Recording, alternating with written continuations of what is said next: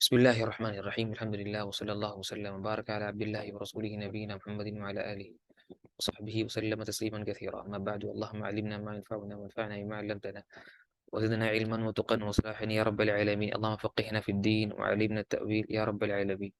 ساری تعریف اللہ کے لیے ہے جو سارے کائنات کا خالق ہے، رازق ہے، مالک ہے، اور وہی مشکل کشا ہے، اور اسی کے قبضہ قدرت میں ساری چیزیں ہیں. وہی ہمارا اکیلا خالق ہے، رازق ہے، مدبر ہے، آقا ہے، شہنشاہ ہے. وہی وحدہ لا شریک ہے. اور اس کے بعد صلاۃ والسلام ہمارے آخر رسول امام الانبیاء محمد مصطفیٰ صلی اللہ علیہ وسلم کی ذات گرامی پر. اللہم صلی وسلم علیہ وعلی آلہ وصحبہ وسلم تسلیما کثیرا. محترم سامعین کرام، ہم نے پچھلی کلاس میں پڑھا تھا سنن رواتب کے مسائل، اور یہ جو فرض نمازوں کے پہلے یا بعد کی جو سنتیں ہیں.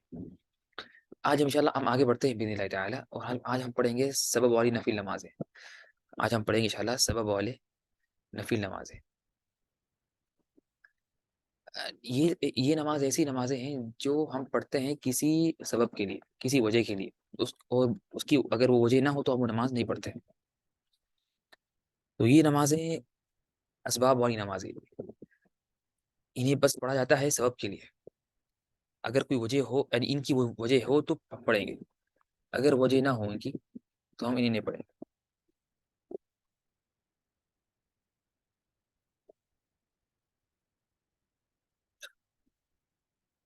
اور یہ جو اسباب والی نمازیں ہیں، یہ سنتیں ہیں. یہ تو سنتیں ہیں، کوئی شک نہیں ہے، لیکن یہ پڑھی جاتی ہیں صرف ایک کوئی وجہ کے لیے. یہ صرف یعنی ہم پڑھتے ہیں اس کو کی وجہ کے لیے. اگر کوئی وجہ ہو تو پڑھتے ہیں، یعنی اس کی وجہ ہو. یعنی اس میں سے ہر نماز کی ایک وجہ ہے. اس میں سے ہر نماز کی جو کسی سبب اور وجہ کے لیے پڑھی جاتی ہے.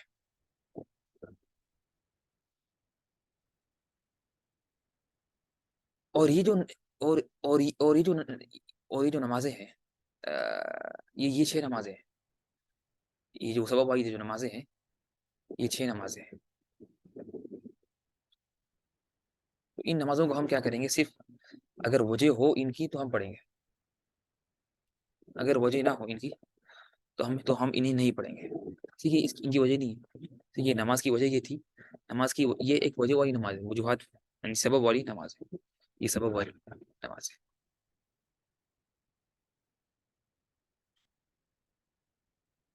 اور یہ 6 ہے، یعنی میں نے کہا کہ یعنی یہ 6 ہے.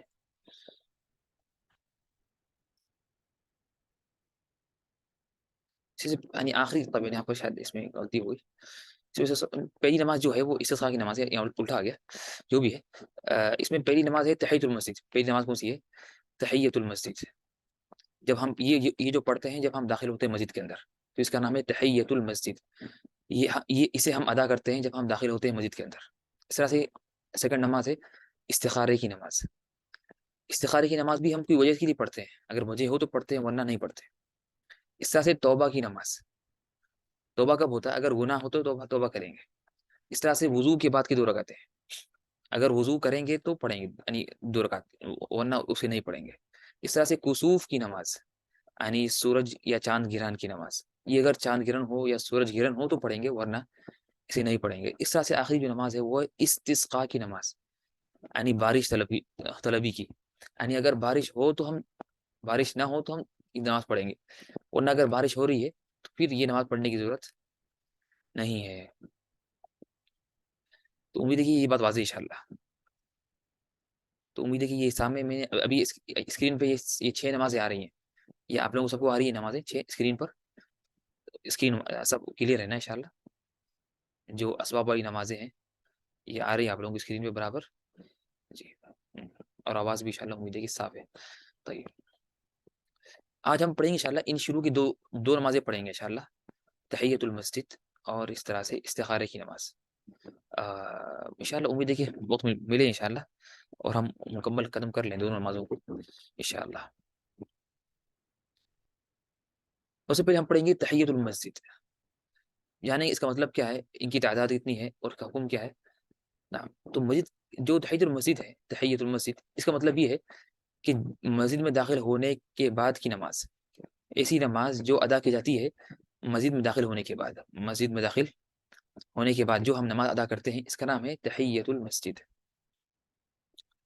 اور اس کی تعداد 2 رکعتیں ہیں. اس کی جو عدد کتنی ہے؟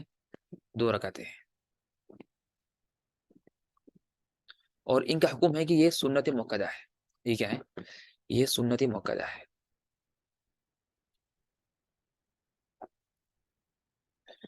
تو یہ جو سنت، بلکہ بعض علماء نے کہا کہ یہ واجب ہے. اس لیے حدیث میں ہے کہ اگر تم میں سے کوئی داخل ہو مسجد کے اندر،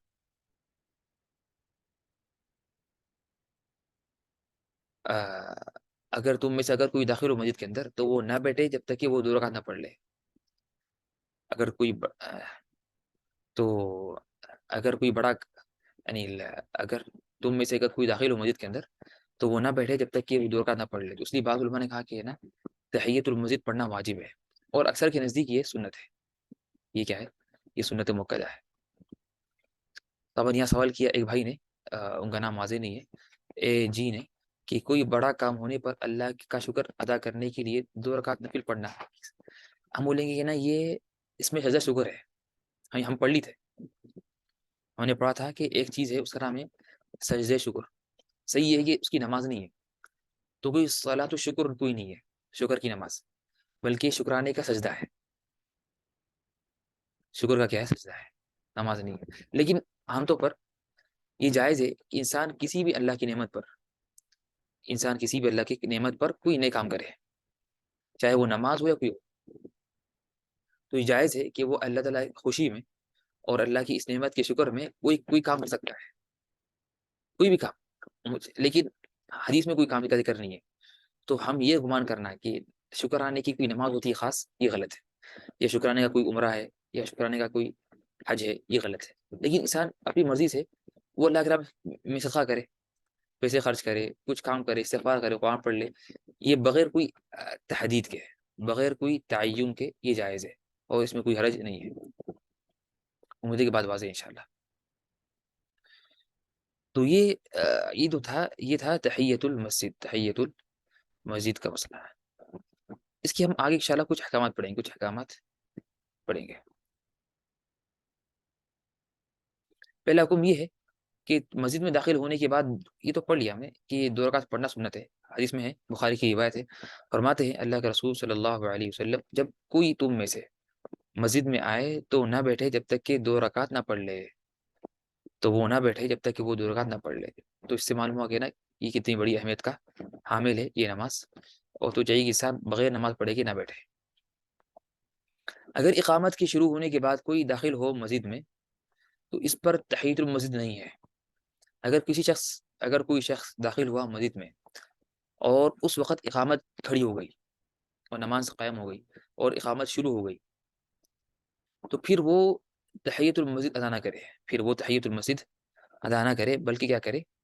بلکہ وہ نماز جو فرض نماز ہے وہ پڑھے اور کھڑے ہو جائے فرض نماز پڑھنے کے لیے. تو اگر اقامت کھڑی ہو گئی تو پھر تحیت المسجد پڑھنا صحیح نہیں ہے. اسی حدیث میں ہے اذا اقیمت الصلاۃ، اگر نماز قائم ہو جائے، فلا صلاۃ الا المکتوبہ، تو پھر کوئی نماز نہیں ہے سوائے فرض نماز کے.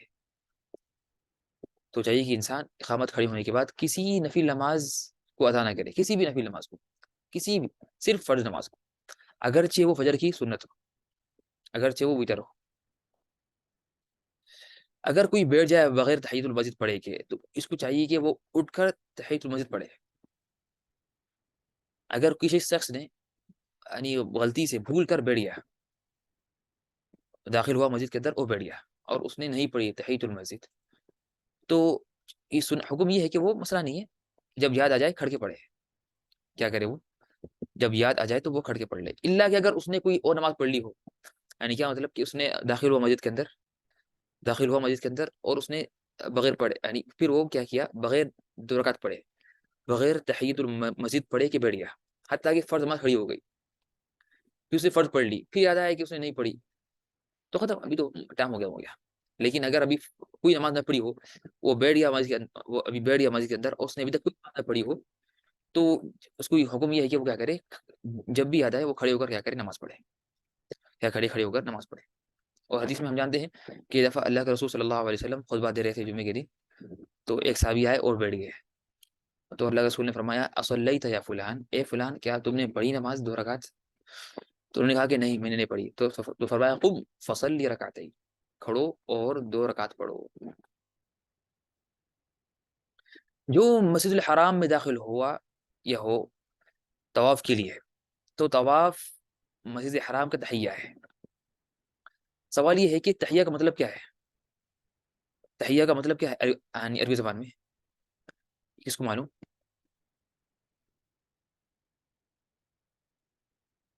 تحیہ کا مطلب کیا ہے؟ اللہ نے فرمایا سورہ نساء میں وَإِذَا حُيِّيتُم بِتَحِيَّةٍ فَحَيُّوا بِأَحْسَنَ مِنْهَا أَوْ رُدُّوهَا إِنَّ اللَّهَ كَانَ عَلَى كُلِّ شَيْءٍ حَسِيبًا. تو کیا مطلب ہے تحیہ کا عربی زبان میں؟ تحیہ کہتے ہیں عربی زبان میں گریٹنگس کو. نہ احسنت، گریٹنگس، احسنت. ہماری بہن نظمی نے صحیح جواب دیا بالکل، کہ تحیہ کا مطلب ہے گریٹنگس. نہ تو مسجد کا احترام یہ ہے اور مسجد کا ادب یہ ہے کہ، اور اس کی تحیت یہ ہے کہ ہم کیا کریں جب داخل ہوں تو بغیر 2 رکعت پڑھے کے نہ بیٹھے، بغیر 2 رکعت پڑھے کے نہ بیٹھے. یہ اس کا ادب ہے. یہ کیا ہے؟ یہ اس کا ادب ہے.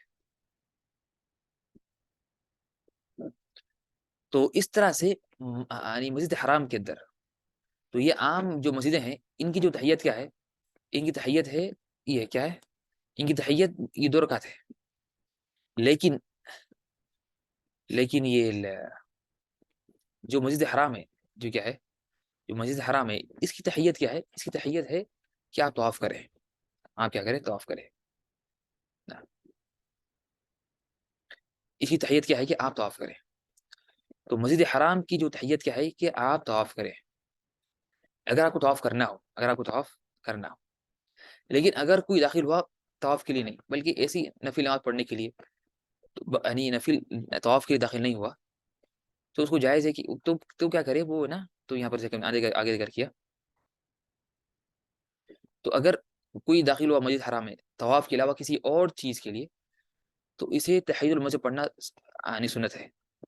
تو اگر کوئی شخص داخل ہوا مسجد حرام میں اور اس کی نیت ہے کہ وہ طواف کرے، تو وہ بغیر 2 رکعت پڑھے کے طواف شروع کر دے.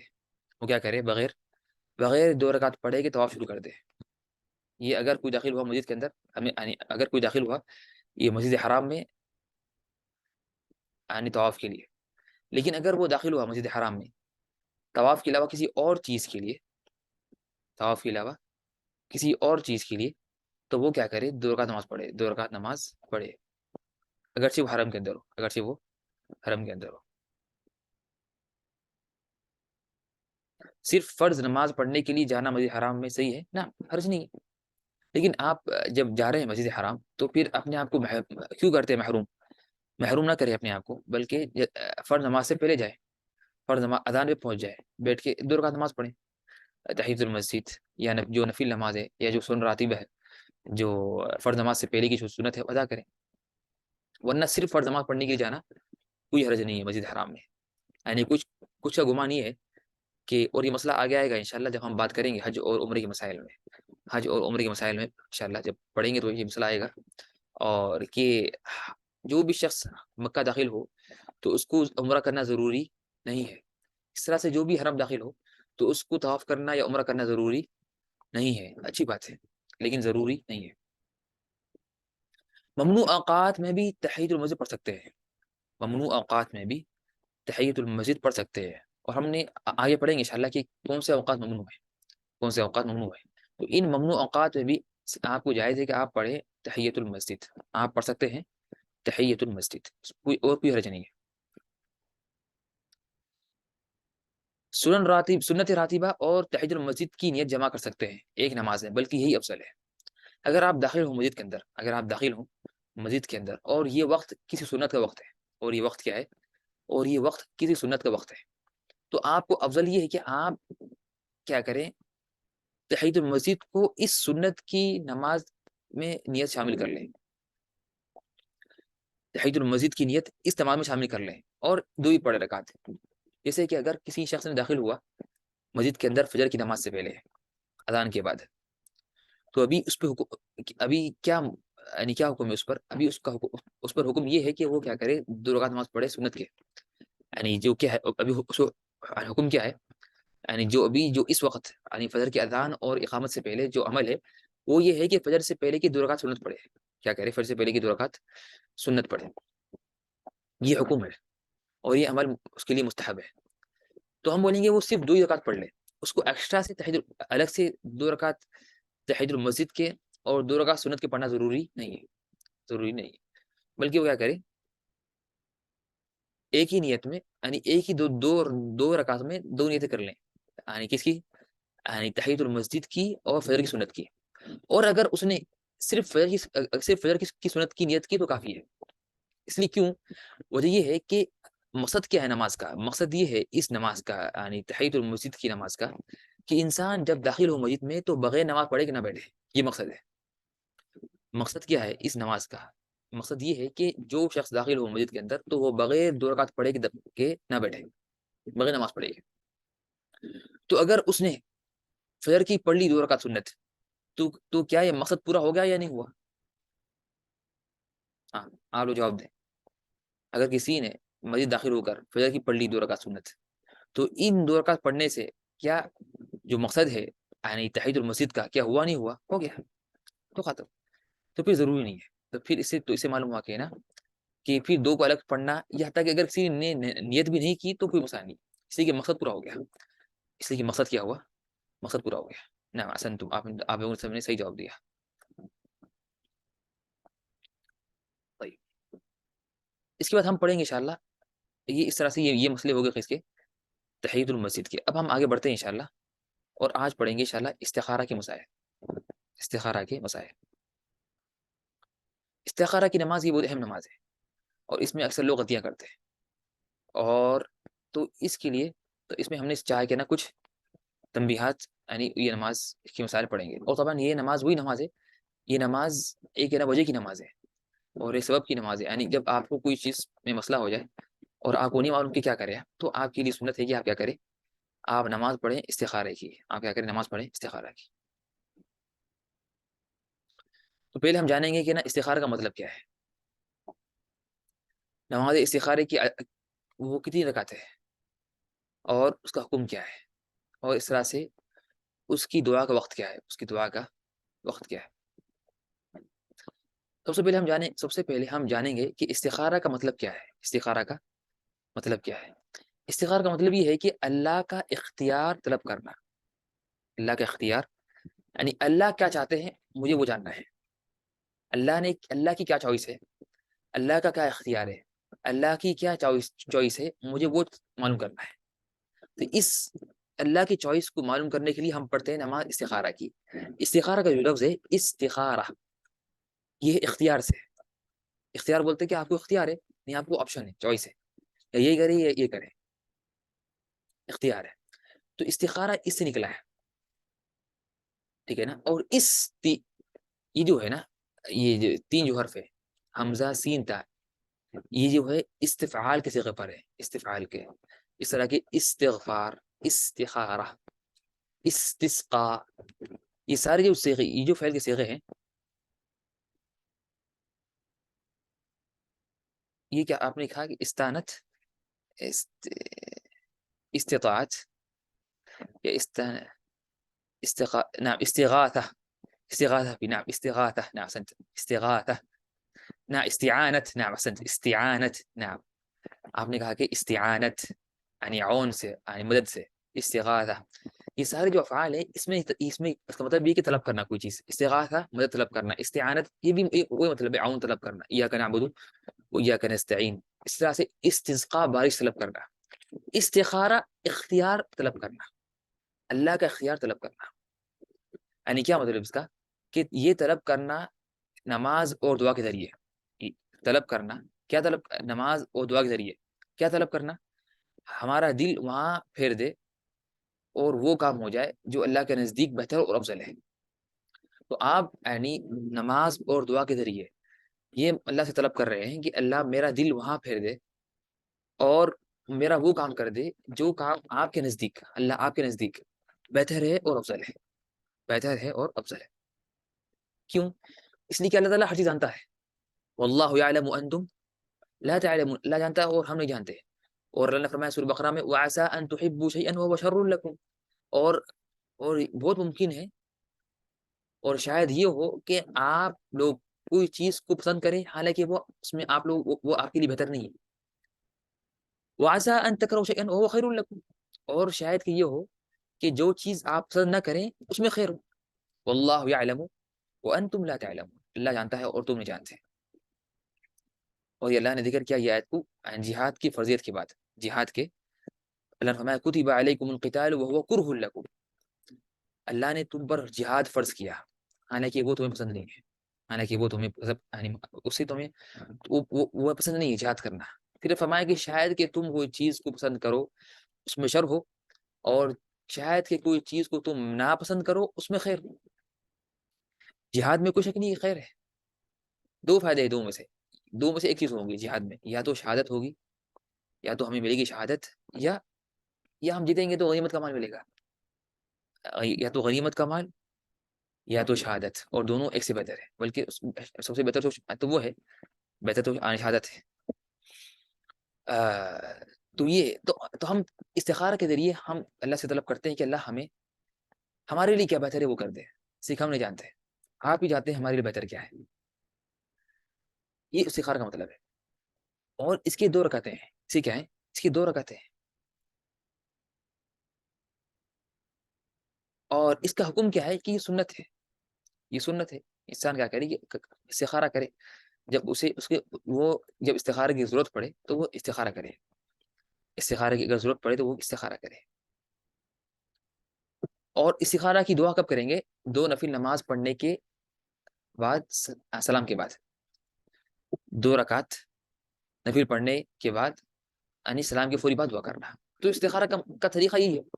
استخارہ کا شارٹ طریقہ کیا ہے؟ یعنی بالکل مختصر سا طریقہ یہ ہے کہ آپ 2 رکعت پڑھیں گے نماز، پھر 2 رکعت نماز پڑھنے کے بعد عام نفل 2 رکعت، کوئی بھی عام نفل فرض کے علاوہ عام 2 رکعت نماز آپ نفل پڑھیں گے.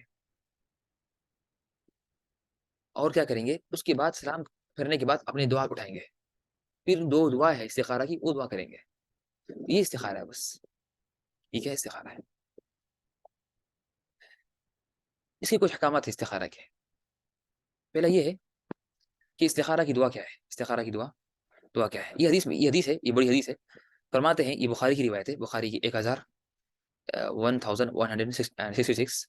فرماتے ہیں صحابی رسول جابر رضی اللہ عنہ کہ انہوں نے فرمایا کہ رسول کریم صلی اللہ علیہ وسلم ہمیں اپنے سارے معاملات میں، دیکھیے سارے معاملات میں استخارہ کرنے کی تعلیم دیتے ہیں، جس طرح ہمیں قرآن کی ایک صورت سکھاتے ہیں.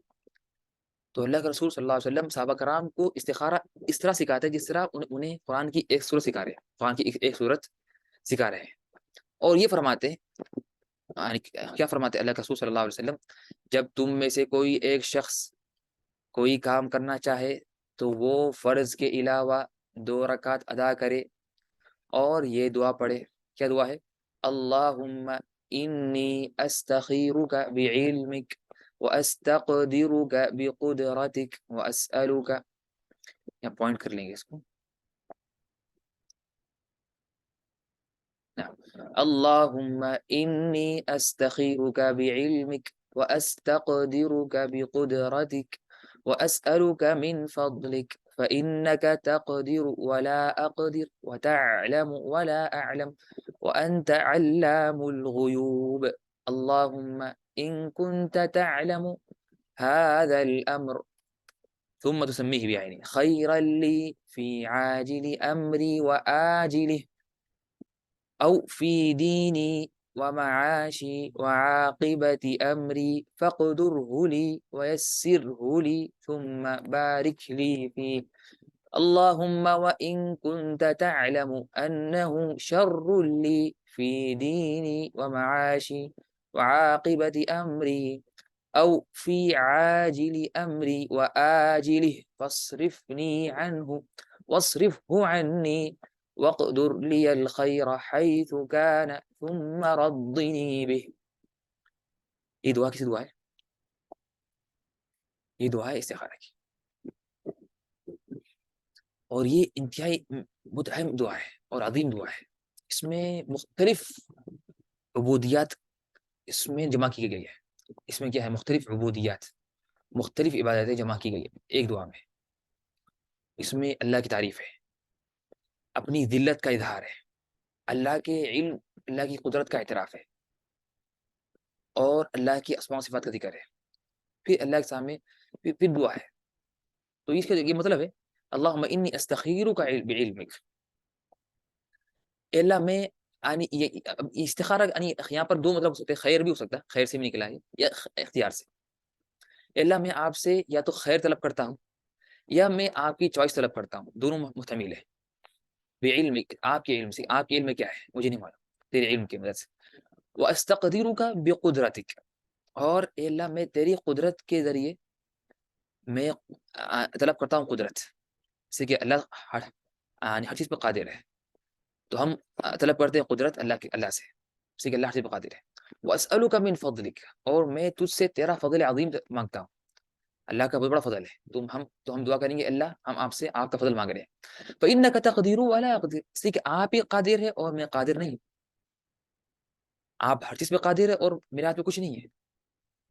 اور وتعلم ولا اعلم، اور آپ جانتے ہیں اور میرے علم میں کوئی چیز نہیں ہے، اور میں نہیں جانتا ہوں، اور آپ جانتے ہیں اور میں نہیں جانتا ہوں. وانت علام الغیوب، اور آپ کو تمام غیبوں کا علم ہے، اور آپ کو تمام غیبوں کا علم ہے. اللہم، اے اللہ، ان کنت تعلم، اگر آپ جانتے ہیں، هذا الامر، یہ جو کام ہے، پھر یہاں پر حدیث میں ہے کہ ثم تسمیہ بعینی، پھر یعنی حدیث میں ہے کہ پھر تم اس کام کو ذکر کرو اس کے نام سے، کیا کام ہے. یعنی اگر آپ طلب کرتے ہیں کہ میں یہ کام کروں نہ کروں، فرضاً اگر مجھے یعنی کیا کام ہے کہ نا مجھے جانا ہے کوئی کام پہ، یعنی مجھے فرضاً مجھے جانا ہے، یعنی کوئی شہر جانا ہے، یعنی مجھے جانا ہے ملیشیا، مجھے جانا ہے ملیشیا. اب مجھے شک ہے، میں بول رہا ہوں جاؤں یا نہیں جاؤں، تو میں بولوں گا اللہم ان کنت تعلم ان ذہابی الی مالیزیا، یا اردو میں بول، حرج نہیں، اگر عربی نہیں آتی حرج نہیں ہے، عربی سے معلوم کر لیں اس ورڈ کیا ہے، تاکہ دعا ساری عربی میں ہے تو افضل ہے کہ آپ عربی لگائیں، لیکن نہ مشکل ہے نہیں، حرج نہیں، اہم چیز دعا آپ کی نکل دل سے نکلے. عربی اتنی ضروری نہیں جتنی آپ کی دعا ضروری کہ دل سے نکلے، اور اس میں خشوع ہو اور ذلت ہو اور اس میں گڑگڑاہٹ ہو. تو آپ یا تو بولیں گے اگر آپ کو جانا ہے کہ جگہ، تو آپ بولیں گے ان ذہابی الی مالیزیا او سفری الی مالیزیا خیرا لی، یا اگر شادی کرنا ہے تو بولیں گے ان زواجی، یا کسی فلاں سے شادی کرنا ہے، ٹھیک ہے نا، ان زواجی من فلانہ، میری شادی اس عورت سے. یا کوئی عورت بولیں گے ان زواجی من فلان. یا باپ بولے گا اپنی بیٹی کی اپنے بچے کے لیے ان تزویجی لبنی من فلانہ. یا اپنی بیٹی کے لیے بولے گا ان تزویجی لبنتی من فلان. کیا پھر بولیں گے خیرا لی فی عاجل امری و آجلی، کہ میرے جلد یعنی ابھی یعنی کیا ہے یعنی جو کیا ہے یعنی ابھی کا جو کام ہے، یعنی ابھی جو کام ہوگا جلدی سے، ابھی فی الحال یا فیوچر میں، دونوں میں، یعنی یہ کام کیا میرے لیے فی الحال یعنی پریزنٹ اور فیوچر دونوں میں بہتر ہے. تو عاجل ابھی فی الحال، اور عاجل یعنی یہ ہے یعنی فیوچر، کیا اگر یہ کام میرے لیے بہتر ہے دونوں میں، یعنی ابھی حاضر میں اور مستقبل میں، یا اور یہ بھی بولیں فی دینی، یا میرے دین میں بہتر ہے یہ چیز، ومعاشی، یا میرے معیشت میں، یعنی میری دنیا کے امور میں، وعاقبت امری، اور میرا جو انجام ہے، اور جو انجام کار ہے، جو انجام کیا ہے کار ہے. تو کیا کرے فقدرہ لی، تو وہ میرے لیے مقدر کر دے.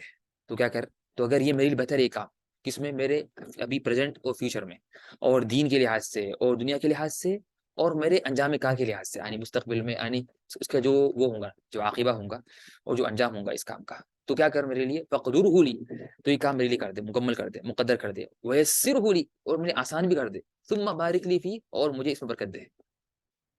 اللہم وان کنت تعلم، اللہ اگر آپ جانتے ہیں، انہ شر لی، یہ اگر کام میرے لیے شر ہے، کس میں، فی دینی، میرے دین میں، ومعاشی، یا میرے معیشت میں جو دنیا کا کام ہے، وعاقبت امری، اور میرے انجام کار میں کے لحاظ سے، او یا میری پریزنٹ یا فیوچر میں، او فی عاجل امری و آجلی، فصرفنی عنہ، تو مجھے اس سے کیا کر، مجھے اس سے پھیر دے.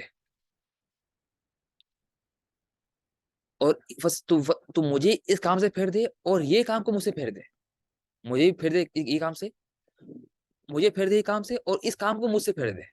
وَصْرِفْنِي عَنْهُ وَصْرِفْهُ عَنِّي وَاقْدُرْ لِيَ الْخَيْرَ حَيْثُ كَانَ، اور جہاں میرے لیے خیر ہے وہاں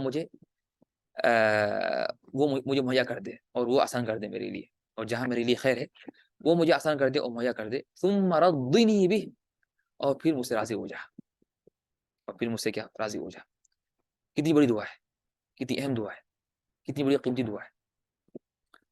تو مجھے چاہیے کہ انسان اس کو کبھی ضائع نہ کرے، ہر کام میں استخارہ کرے. طبعا ہم آگے پڑھیں گے انشاءاللہ کہ استخارہ کب کرتے ہیں اور کب نہیں کرتے، استخارہ کب کرتے ہیں اور کب نہیں کرتے.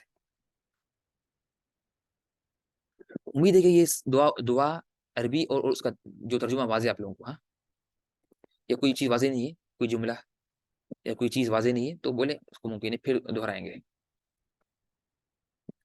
یا واضح ہے، سیکھیے. یہ مسئلہ آگے آئے گا انشاءاللہ، کتنے دن کرنا استخارہ، یہ مسئلہ آگے آئے گا.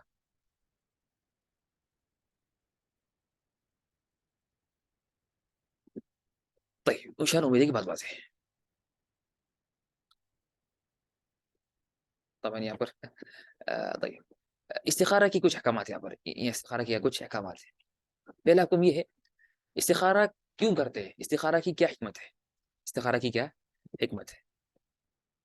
یہ اللہ تعالیٰ کے حکم کے سامنے سر خم تسلیم کیا جائے، یعنی یہ کیا ہے، اللہ کے حکم کو، یہ اللہ کے حکم کے سامنے سر خم تسلیم کیا جائے. اور ہم اس لیے کہ ہمیں نہیں معلوم کہ اللہ کا حکم کیا ہے، اللہ کی کیا اختیار ہے. ہم چاہ رہے ہیں کہ ختم، بالکل اللہ نے جو فیصلہ کیا ہم اس کو مان لیں گے. اور اپنی طاقت سے، اور انسان اپنی طاقت اور قدرت سے نکل کر اللہ کی طاقت میں آئے اور اللہ کی طرف التجا کرے کہ وہ جانتا ہے کہ اس کی کوئی طاقت نہیں ہے، تاکہ وہ دنیا آخرت کی خیر و بھلائی جمع کر رہے. اور اس لیے کہ اللہ تعالیٰ مالک الملک ہے. تو اس چیز کو جاننے کے لیے، یعنی کس میں خیر ہے ہمارے لیے، تو ہمیں ضروری ہے کہ اس کو جاننے کے لیے ہم کیا کریں، مالک الملک کا جو ڈور کو کھٹکھٹائیں، کا دروازے کو کھٹکھٹائیں اور مانگیں. اور کس طرح ہم کھٹکھٹائیں گے اللہ کے ڈور کو اور اللہ کے دروازے کو، دعا کے ذریعے اور نماز کے ذریعے. اور یہ دعا نماز کے ذریعے. تو استخارہ کس چیز کے لیے ہوگا، یہ سوال، یہ سب سے اہم سوال ہے. استخارہ کس چیز کے لیے استخارہ ہو؟ استخارہ ان امور میں ہوگا جن میں بندے کو درست چیز کا علم نہ ہو، صحیح چیز کا علم نہ ہو، لیکن جو چیزیں خیر اور شر میں معروف ہوں. آپ کو معلوم کہ شر ہے، خیر ہے، جیسا کہ یا اس کی اچھے بروں میں آپ کو علم ہو، جیسا کہ عبادات ہے. یعنی عبادتیں کرنا تو خیر ہی ہے.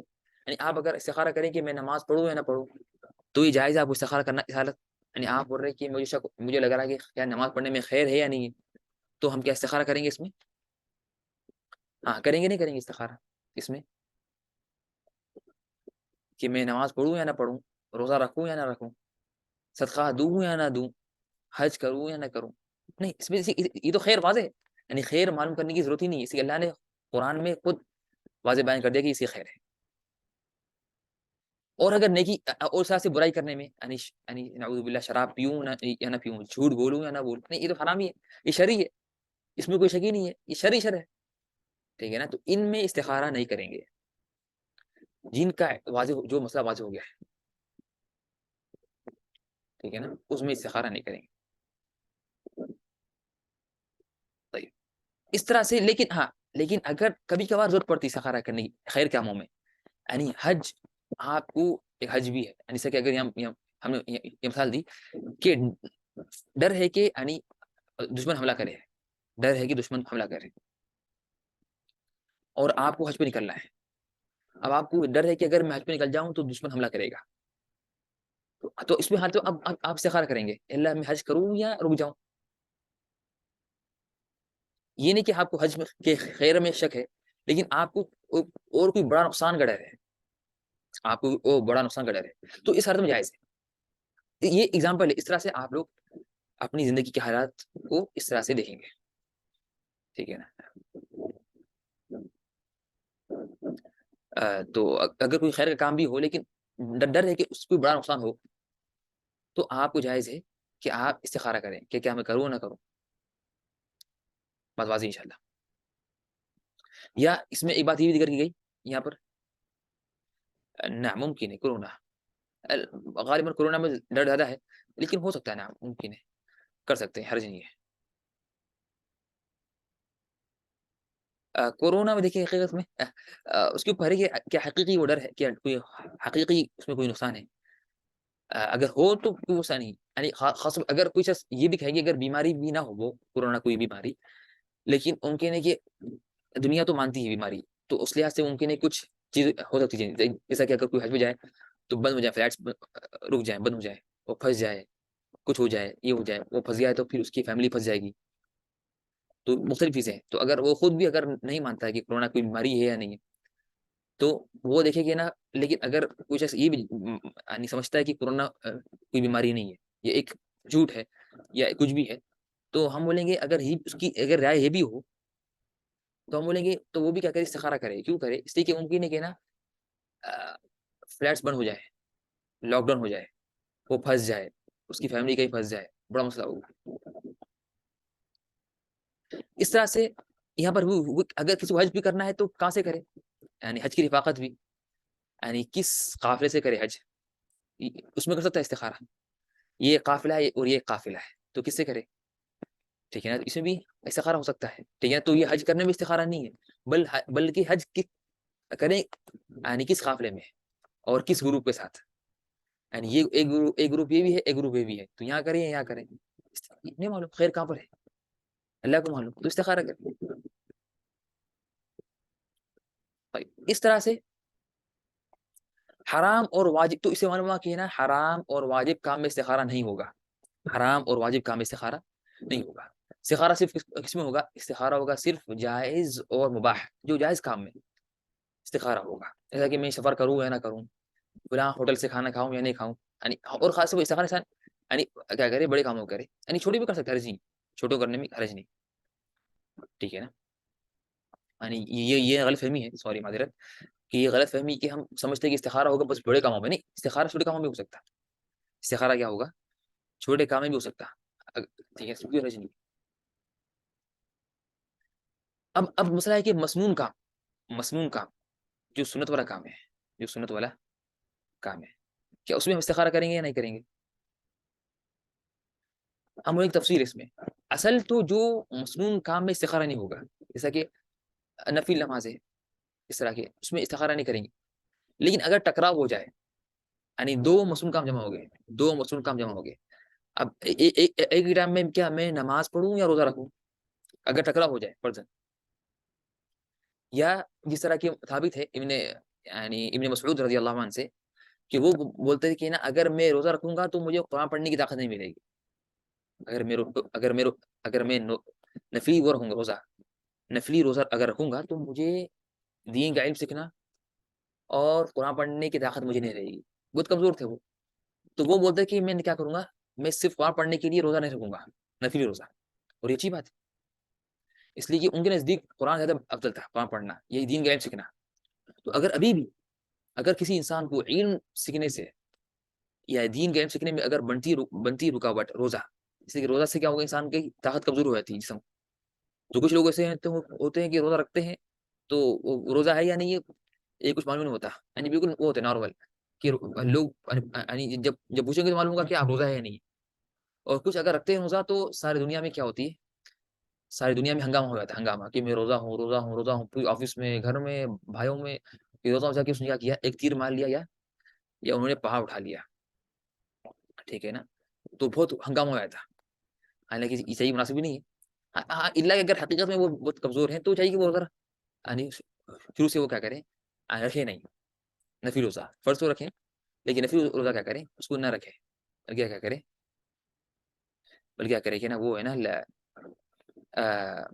بلکہ کیا کرے کہ نا جو ان کے لیے بہتر کام ہے، جیسے کہ دین کا علم سیکھنا ہے یا قرآن کی تلاوت کرنا ہے، وہ کرے، ٹھیک ہے نا۔ تب یہاں سے لمبا سوال کیا گیا ایک سوال ہے کہ استخارہ کرنا یا نہیں کرنا، اس کے لیے استخارہ کرنا یا نہیں کرنا اس کے لیے کریں گے، یا دو آپشن ہے ایک کام کے لیے، استخارہ کرنا یا نہیں کرنا اس کے لیے کریں گے، یا دو آپشن ہے ایک کام کے لیے وہ سیٹ کرنے کے لیے کریں گے، دونوں کے لیے کریں گے۔ اگزامپل، شادی کے لیے دو الگ رشتے ہیں، تو کون سا رشتہ سلیکٹ کرنا، اس کے لیے استخارہ کرنا ہے، یا ایک آپشن سلیکٹ کرنا کہ اصل کرنے کے بعد اس سے شادی ہے یا نہیں، اس سے استخارہ کرنا نہیں، دونوں کے لیے کریں گے.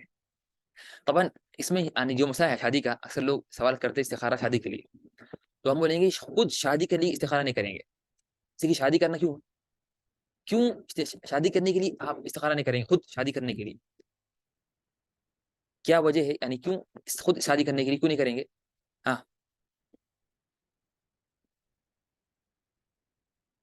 اس لیے کہ کیوں شادی کے لیے استخارہ کیوں نہیں کریں گے؟ شادی کرنے کے لیے خود بتا، اسی کی وہ سنت ہے نا، اسد ویری گڈ، وہ سنت ہے، بلکہ بعض وقت واجب ہوا تھی، اور بعض وقت کیا ہوتی ہے، اور بعض وقت واجب ہوا تھی. تو اس نکاح سنت ہے شادی کرنا، اور کبھی کبھار کیا ہوتی واجب ہوا تھی. ٹھیک ہے نا، نہیں جائز جائز یعنی ہم بولیں گے نکاح اصل سنت ہے. حدیث میں کیا ہے؟ النکاح من سنتی، نکاح میری سنت ہے، حدیث میں ہے. اور بلکہ حکم دیا گیا، بلکہ سارے علماء کا اتفاق ہے کہ اگر کسی انسان کو اب جو ڈر ہے کہ وہ یعنی حرام میں واقع ہو جائے، تو اس کو لازمی کو شادی کرے. تو نکاح، طبعا نکاح میں کے 5 احکامات ہیں. نکاح کبھی حرام ہو جاتا، کبھی نکاح مکروہ ہوتا، کبھی نکاح واجب ہوتا، کبھی نکاح حرام ہوتا، اور کبھی نکاح وہ ہوتا ہے سنت سے. طبعا یہ نکاح کے 5 احکامات آئیں گے، وہ تفصیل ہے، وہ آگے پڑھیں گے اگر ہم نے پڑھا نکاح کے مسائل. لیکن اصل نکاح کیا سنت ہے؟ اصل نکاح سنت مؤکدہ ہے. اصل نکاح کیا ہے؟ اصل نکاح سنت مؤکدہ ہے، بلکہ یہ بہت سے نفی نمازوں اس سے آگے ہے. یعنی بلکہ علماء نے یہ بھی کہا کہ اگر اس کے پاس پیسے کم ہے، یا تو وہ حج کرے یا وہ نکاح کرے، تو بہت سی کرایہ یہ ہے کہ پہلے وہ شادی کرے، اس لیے کہ وہ اس سے وہ اپنے آپ کو کیا کرے گا، بچائے گا حرام سے. اور حرام سے بچانا زیادہ ضروری ہے کوئی خیر کا کام کرنے سے. تو نکاح اصل سنت ہے یا واجب ہے انسان کی حالت کے اعتبار سے؟ تو ہم بولیں گے خود شادی کرنے کے لیے آپ استخارہ نہیں کریں گے، خود شادی کرنے کے لیے استخارہ آپ نہیں کریں گے. لیکن شادی کس سے کریں گے؟ اس میں استخارہ کریں گے. 2 رشتے ہیں، شادی اس سے کروں یا اس سے کروں، تو اس حالت میں آپ استخارہ کریں گے. ٹھیک ہے نا، یہ ہے. یا اگر ایک ہی سے کرنا ہے دونوں ہاتھوں میں، یا اگر آپ کا رشتہ ایک ہی رشتہ ہے، تو آپ کو لیکن یہاں کیا اس میں خیر یا نہیں ہے؟ یعنی اگر رشتہ ایک ہی آیا، رشتہ کیا ہے، ایک ہی آیا، تو آپ استخارہ کریں گے اے اللہ میں کیا اس سے کروں یا نہیں کروں، یا میں ابھی رکوں اور ویٹ کروں اور صبر کروں کسی اور رشتے کا. یہ بھی استخارہ ہے. تو اگر رشتہ ایک ہی رشتہ آیا تو اس کے لیے بھی آپ استخارہ کریں گے کیا یہ میں اس میں میری خیر ہے یا میں صبر کروں. یا اگر دو آئے تو بولیں گے میں 2 میں سے کس میں کروں، یا دونوں میں خیر نہیں ہے کسی تیسرے کا اختیار کروں، یا دونوں میں خیر نہیں ہے کسی تیسرے تھرڈ رشتے کا میں ویٹ کروں، اور اس کا میں کیا کروں، اس کے لیے صبر کروں. یہ سب محتمل ہے، سب کیا ہے محتمل. طبعا جو معاملہ ہے شادی کا معاملہ یہ ہے کہ اس میں حکم یہ ہے. طبعا یہ بات آگے تو میں ابھی ذکر کر رہا ہوں، حالانکہ یہ ہمارا مسئلہ نہیں ہے، ابھی ہمارا مسئلہ نہیں ہے. لیکن جب یہ معاملہ آیا ہے تو میں یہ کہوں گا کہ استخارہ غالباً اکثر لوگ کرتے ہیں شادی کے لیے. اس میں یہ ہے کہ اگر کسی شخص کے پاس اگر یہ بات ہے کس کے لیے، عورتوں کے لیے، یا ان کے جو ولی ہے عورت کا، جو باپ یا ماں ہے بچی کے، اگر ان کے پاس کوئی رشتہ آیا اور وہ آدمی لڑکا دین میں اخلاق میں اچھا ہے، تو چاہیے کہ تو کیا کریں، شادی کر دیں اور دیر نہ کریں. اگر دین میں اس کے حدیث میں کیا ہے، اذا جاءکم، اگر تمہارے پاس کوئی آئے یعنی رشتہ لے کر، من ترضون دینہ وخلقہ، تم اس کے دین اور اخلاق سے، 2 ضروری ہے، خالی دین کافی نہیں ہے، خالی دین کافی نہیں اور خالی اخلاق بھی کافی نہیں ہے.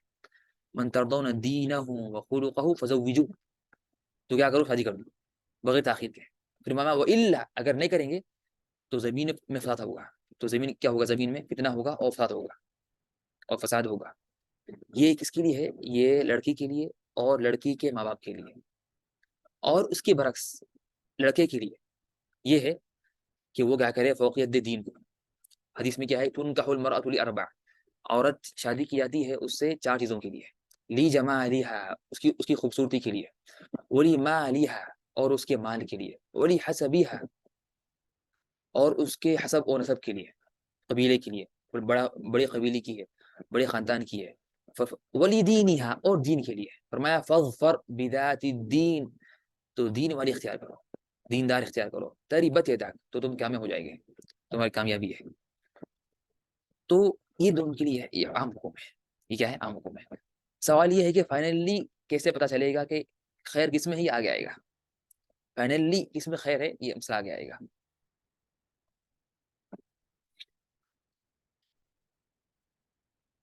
استخارہ اس وقت کیا جائے جب استخارہ کرنے والا شخص خالی ذہن ہو اور کسی معین کام کو سر انجام دینے کا عزم نہ رکھے.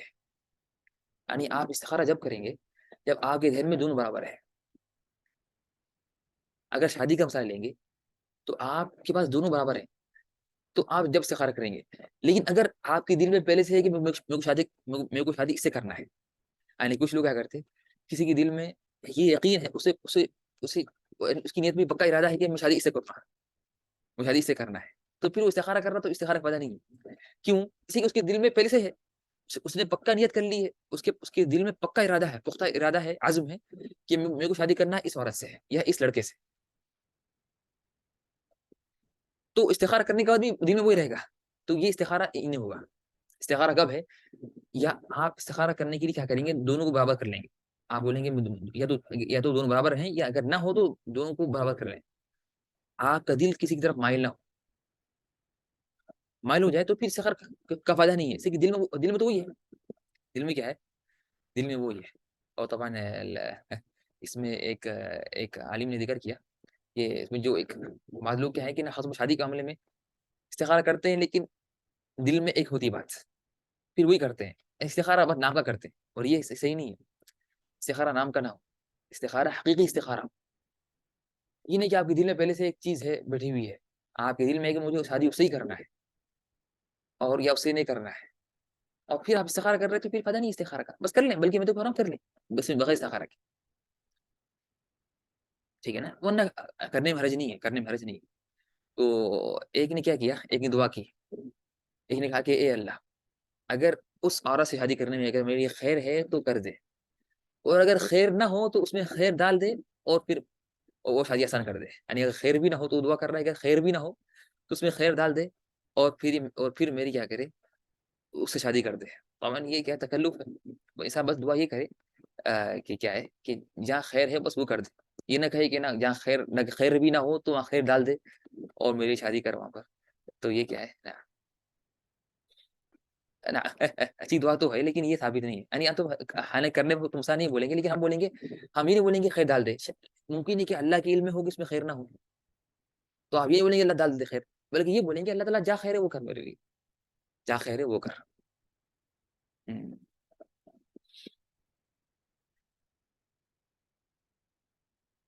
نعم.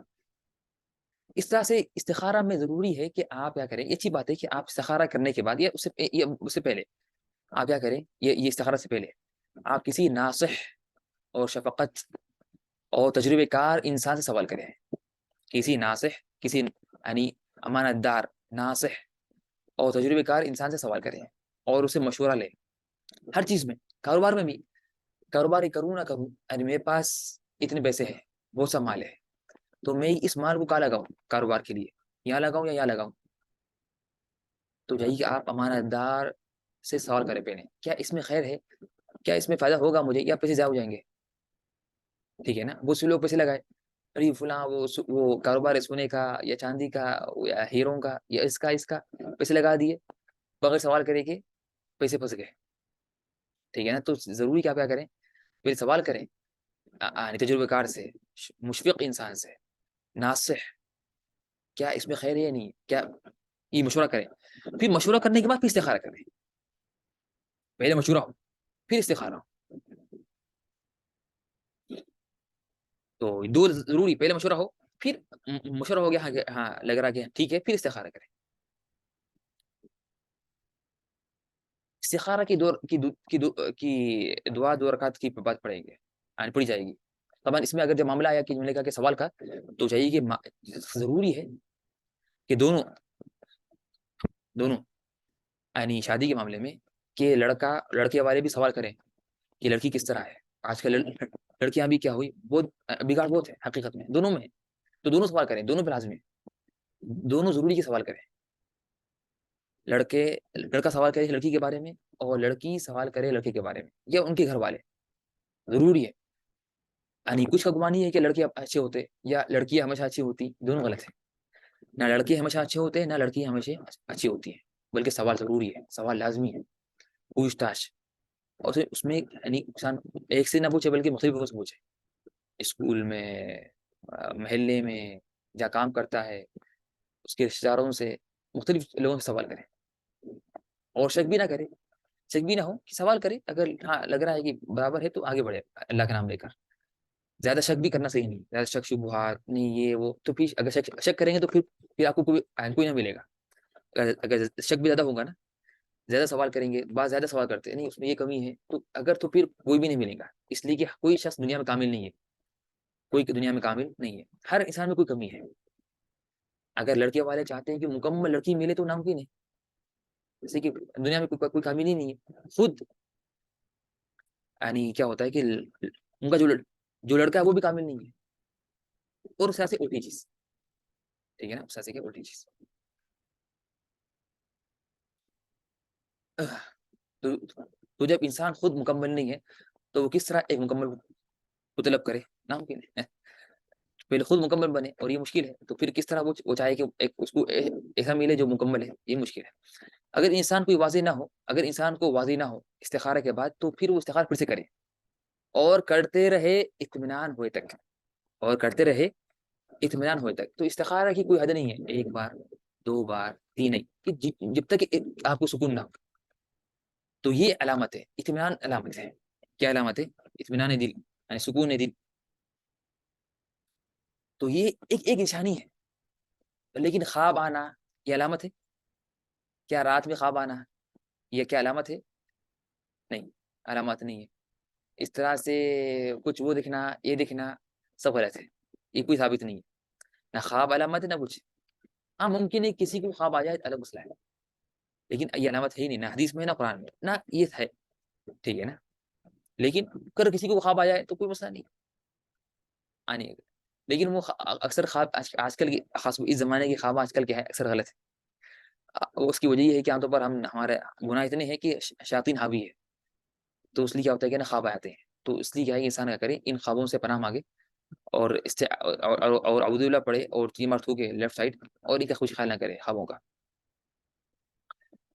طبعا خواب تو اصل تو یہ ایک خوشخبری ہے، حدیث میں ہے کہ خواب ایک خوشخبری ہے، اور یہ ایک نبوت کے 46 حصوں میں سے ایک حصہ ہے. خواب کیا ہے؟ اچھے خواب یعنی نبوت کے اور رسالت کے اور نبوت کے 46 حصوں میں سے ایک حصہ ہے. اس کی تفصیل الگ ہے، آگے ابھی ٹائم نہیں ہے.